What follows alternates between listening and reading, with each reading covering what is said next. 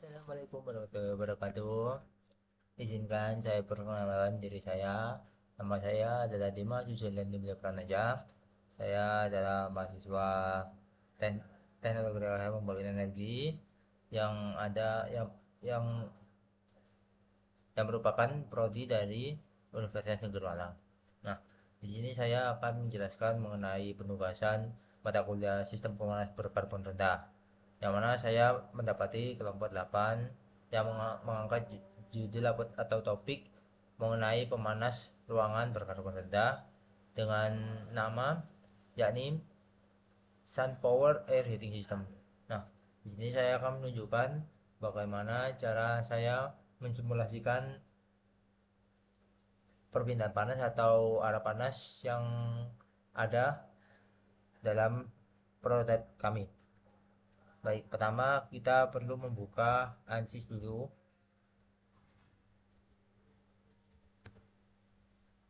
Kita tunggu untuk beberapa saat agar ANSYS loading.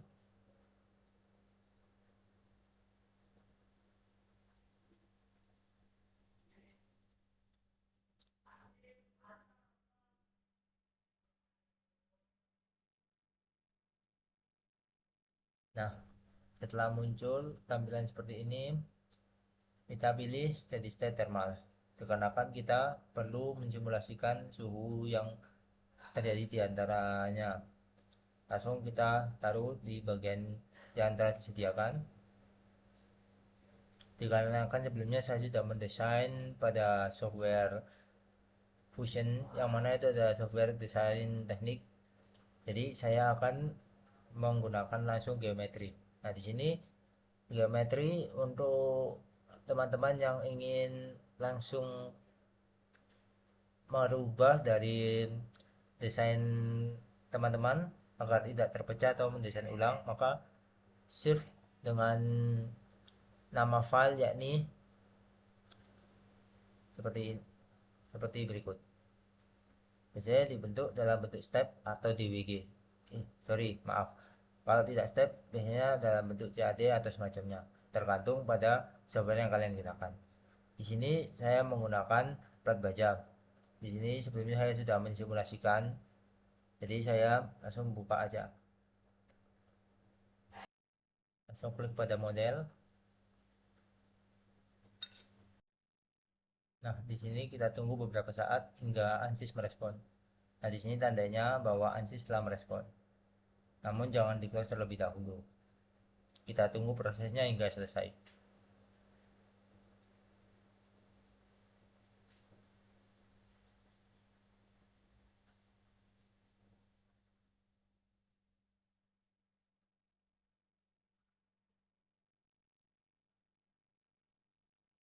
Nah, berikut adalah bentuk dari ANSYS yang sudah dibuat.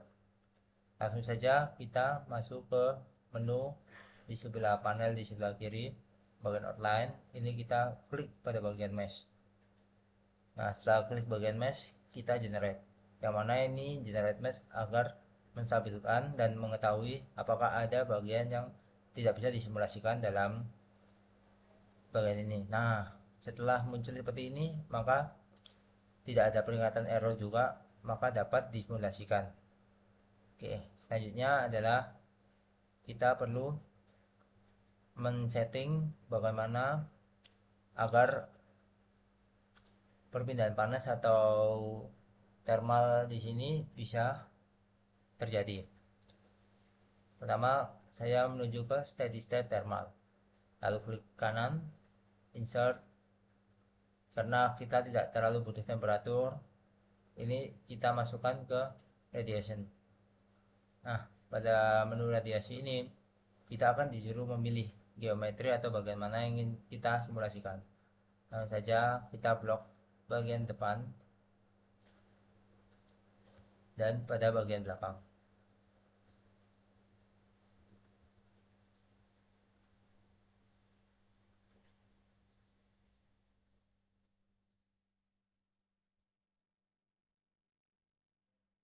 Oke, setelah selesai kita pencet apply. Nah, kurang lebih ter-apply 41. Di sini tergantung pada material atau desain. Terkadang beberapa desain tidak dapat dimasukkan convection. Kita coba terlebih dahulu apakah desain yang saya buat ini bisa dimasukkan convection. Lalu kita apply dan kita lihat bagian depan apakah sudah ter-apply.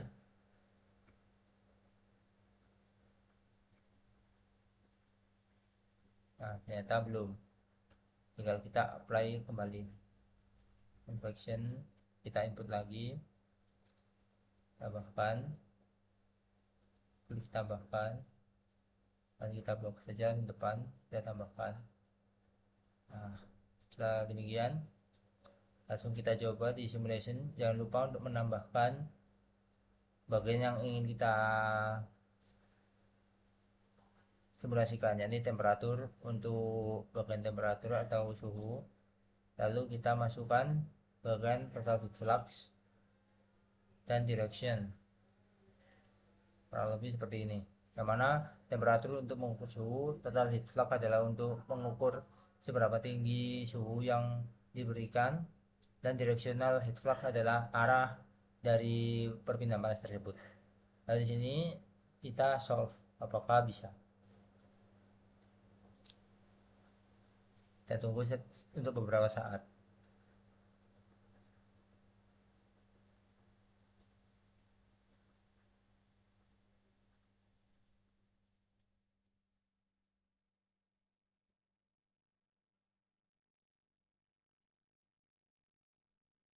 Ternyata sesuai dengan sebelumnya, kita tidak dapat menentukan temperatur, total heat flux, dan directional, dikarenakan semua material ini seharusnya kita bentuk dalam bentuk radiation bukan convection. Jadi kita langsung hapus saja,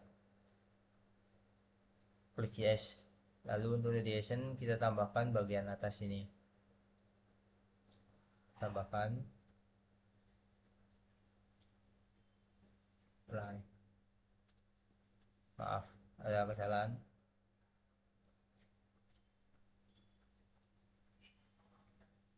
Tambahkan terlebih dahulu untuk 44 face,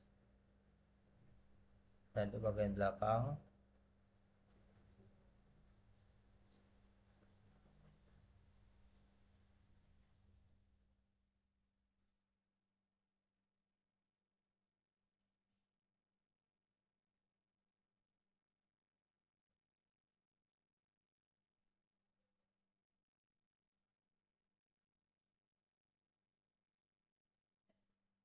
kita tambahkan. Nah, mau coba kita solve apakah bisa mengeluarkan temperatur heat flux dan directional heat flux.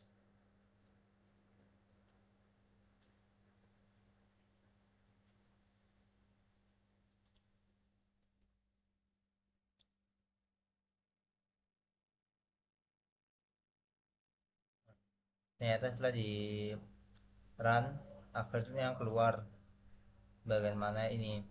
Untuk temperatur, dikarenakan suhunya sama antara input dengan output nanti, maka langsung kita menuju ke bagian heat flux. Nah, pada bagian heat flux di sini terdapat suhu minimum dan maksimum, yang mana suhu maksimum ini terdapat di bagian bawah semua, yang mana bagian bawah lebih cenderung mendapatkan flux dikarenakan aliran udara atau aliran suhu panas setelah terperangkap dalam pelat baja terdorong oleh udara yang ada di luar, atau dalam prototipe tersebut terdapat lubang di bagian bawah dan berfungsi untuk menyerap atau sebagai lubang inlet dari udara yang akan menuju ke ruangan. Untuk direksional, mereka berada di bagian plat yang mengarah ke blower. Mengapa demikian? Karena plat yang mengarah kepada blower memiliki suhu maksimum dan minimum, yang mana dari suhu yang masuk ia akan menuju ke plat baja ini, dan ia akan mendorong hingga menuju ke sini. Nah, pada bagian sini ini adalah perkumpulan dari untuk yang sisi kanan dan kiri mewakili hampir 3 sampai 4 plat baja, yang mana ini merupakan kumulatif atau jumlah dari 4 plat baja ini. Jadi hingga akhirnya bagian bawah lebih dingin dari bagian atas. Dikarenakan bagian bawah langsung terkontak dengan angin, yang mana suhu yang berada atau udara panasnya berada pada bagian bawah langsung mengalir menuju blower. Sedangkan bagian atas tidak terlalu atau terkena hanya sedikit, dikarenakan lengkungan atas ini hanya dikarenakan lekukan atas lebih kecil daripada lekukan di bawah. Jadi mengakibatkan panas berkumpul di bagian atas dan tidak langsung terdistribusi menuju blower. Untuk selanjutnya adalah distribusi pada bagian bawah blower atau bagian pipa yang menuju kepada ruangan. Nah, berdasarkan terjadi flux yang terjadi, maka panas yang paling banyak paling besar adalah bagian atas, yang mana bagian atas adalah bagian yang langsung menerima atau langsung berkontak dengan blower sekaligus sebagai bagian pertama yang terkena suhu panas. Nah, bagian minimumnya ada di bagian bawah, dikarenakan bagian bawah biasanya terjadi setelah bagian atas panas, maka bagian bawah akan lebih dingin. Begitupun sebaliknya, jika bagian atas dingin duluan, maka bagian bawah akan panas. Karena jika bagian atas terasa panas, maka bagian bawah masih belum terkena. Setelah itu baru setelah dari atas mereka akan maka udara akan turun ke bawah yang menyebabkan bagian bawah akan mengikuti bagian atas. Jika bagian atas dingin, bagian bawah panas karena bagian atas baru merasakan dingin, sedangkan bagian bawah masih menyalurkan suhu yang sebelumnya. Mungkin segitu dari saya penjelasan mengenai ONSIS ini. Terima kasih. Wassalamualaikum warahmatullahi wabarakatuh.